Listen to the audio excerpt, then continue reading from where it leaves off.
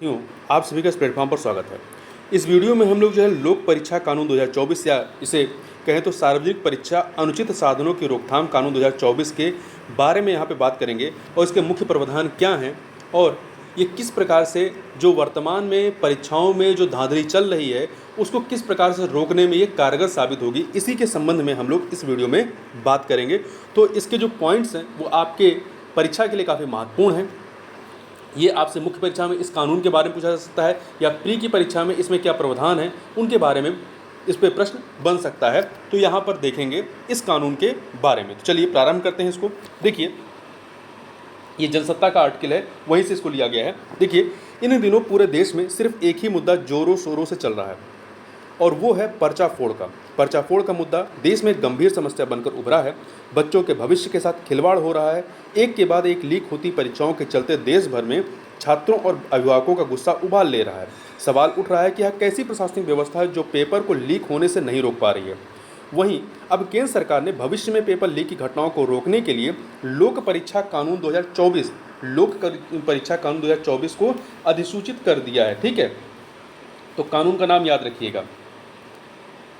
सरकार का कहना है कि इस कानून के तहत सार्वजनिक परीक्षाओं में होने वाली धोखाधड़ी पर लगाम लगेगी। हालांकि यह कानून कितना कारगर साबित होगा यह आने वाला वक्त बताएगा। जब इसको व्यवहार में उतारा जाएगा तब देखा जाएगा कि कितना सफल है।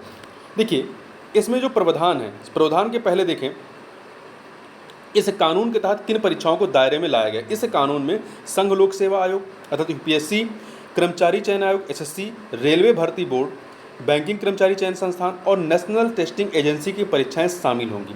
केंद्र की सभी मंत्रालयों विभागों की भर्ती परीक्षाएं भी इस कानून के दायरे में होंगी। मतलब ये जो केंद्र सरकार के तरफ से जो आयोजित परीक्षाएं होती हैं उनके लिए ये आपका कानून है। ये राज्यों को जो है इसमें इन्वॉल्व नहीं करती है। राज्य अलग से कानून बना सकते हैं या इसी कानून को अपने यहाँ इम्प्लीमेंट कर सकते हैं। इससे किन चीज़ों पर रोक लगेगी? प्रश्न पत्र या उनके उत्तर लीक करना, कंप्यूटर नेटवर्क के साथ छेड़खानी करना, सीधे पेपर लीक ना करते हुए परीक्षार्थियों को अन्य तरीके से हेराफेरी करके फ़ायदा पहुंचाना, लाभ के लिए फर्जी वेबसाइट बनाने या फिर फर्जी परीक्षा आयोजित करना भी इसके तहत अपराध बनाया गया है। ठीक है, देखिए इसमें जो है कड़ी सज़ा का प्रावधान, सज़ा कितनी दी रखी गई है उसको देख लेते हैं।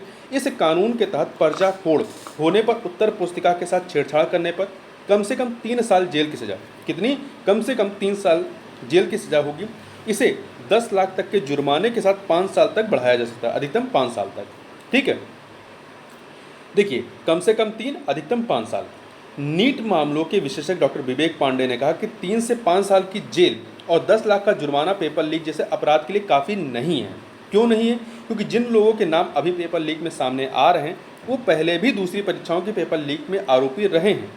जैसे कि नीट में जो वर्तमान में आ रहा है, जो इसके अभियुक्त हैं उसके बारे में ये कहा जा रहा है कि वो पहले भी परीक्षाओं को वो उसके पेपर लीक करा चुका था। मतलब वो पहले भी जेल जा चुका है, जेल से उसे जमानत मिली है और फिर नए जो है कह सकते हैं संगठित अपराध में वो शामिल है।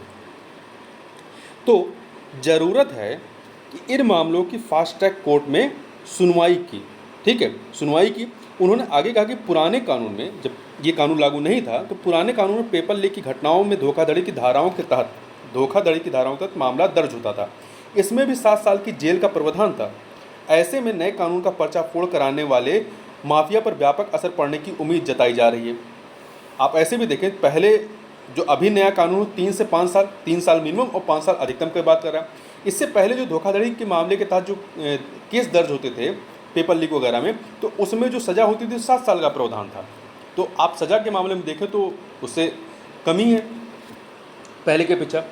अधिकारियों पर भी इसमें सख्त कार्रवाई की बात की गई है। इस कानून के प्रावधानों के अनुसार अगर पर्चा फोड़ होने को लेकर चल रही जांच के दौरान ये तय हो जाता कि परीक्षा सेवा प्रदाता को परीक्षा के दौरान गड़बड़ी का पहले से ही अंदाजा था और इसके बावजूद उसने कुछ नहीं किया, तो ऐसी स्थिति में परीक्षा सेवा प्रदाता पर 1 करोड़ रुपये तक का जुर्माना लगाया जा सकता है।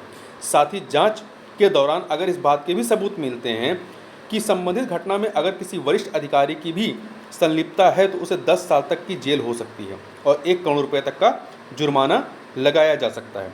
इतना ही नहीं, यदि परीक्षा सेवा प्रदाता कोई संगठित अपराध करता है तो जेल की अवधि न्यूनतम 5 वर्ष और अधिकतम 10 वर्ष होगी।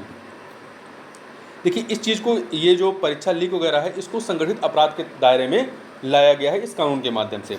उम्मीदवार या परीक्षार्थी जो है कानून के दायरे में नहीं आएंगे। तो ये सबसे मेन पॉइंट आपके लिए है कि इसमें उम्मीदवार या जो परीक्षार्थी हैं वो कानून के दायरे में नहीं है, वो उन्हें सज़ा नहीं होगी। प्रतिस्पर्धी परीक्षाओं में शामिल होने वाले युवा विद्यार्थी इस कानून के दायरे में नहीं है। संसद में बिल पेश किए जाने के दौरान केंद्रीय मंत्री जितेंद्र सिंह ने कहा था कि इस कानून का उद्देश्य केवल धांधली करके युवाओं के भविष्य में इससे खिलवाड़ करने वालों को रोकना है। ठीक है, सरकार ने इसको कब पारित किया था इस बिल को? लोक परीक्षा कानून 2024 प्रतियोगिता परीक्षाओं में होने वाली गड़बड़ी और कई परीक्षाओं के रद्द किए जाने की स्थिति में फरवरी 2024 में पारित किया गया था। कानून को संसद में पारित होने के बाद राष्ट्रपति द्रौपदी मुर्मू ने इसे मंजूरी दी। इस कानून का मकसद सभी सार्वजनिक परीक्षाओं में ज़्यादा पारदर्शिता लाना और प्रतिस्पर्धा कर रहे युवाओं को गड़बड़ी नहीं होने के लिए आश्वस्त करना है। तो ये जो कानून जो है आपका 17वीं जो लोकसभा थी उसमें ये पारित हो गया था, कानून बन गया था, और तो इसको अधिसूचित जो है ये अभी किया गया, हाल ही में 18वीं लोकसभा के तहत इसको किया गया है। देखिए, संगठित अपराध किए जाने पर सख्त सजा का प्रावधान किया गया है। सार्वजनिक परीक्षा अनुचित साधनों की रोकथाम कानून के तहत पेपर लीक या अन्य कोई भी अनुचित साधन का इस्तेमाल करने पर कम से कम 3 से लेकर 5 साल तक की सजा और 10 लाख तक का जुर्माना इसके तहत हो सकता है।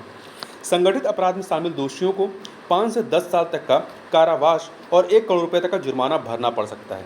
परीक्षा में अनियमितताओं की जांच करने वाली एजेंसी के पास दोषियों की संपत्ति जब्त करने, कुर्क करने का अधिकार होगा ताकि परीक्षा में हुए नुकसान की आर्थिक भरपाई की जा सके। पुलिस के उच्च अधिकारी संदिग्ध मामलों की शुरुआती जांच करेंगे इसके तहत। ठीक है, तो इस प्रकार से हमने इस कानून के बारे में देखा। अब ये कानून इम्प्लीमेंट हुआ है, अब भविष्य में पता चलेगा कुछ समय के बाद कि ये जो कानून है कितना कारगर साबित हो रहा है परीक्षाओं की शुचिता को बनाए रखने में। तो इस प्रकार से इस वीडियो में बस इतना ही। मिलते हैं नेक्स्ट वीडियो में, तब तक के लिए बहुत बहुत धन्यवाद।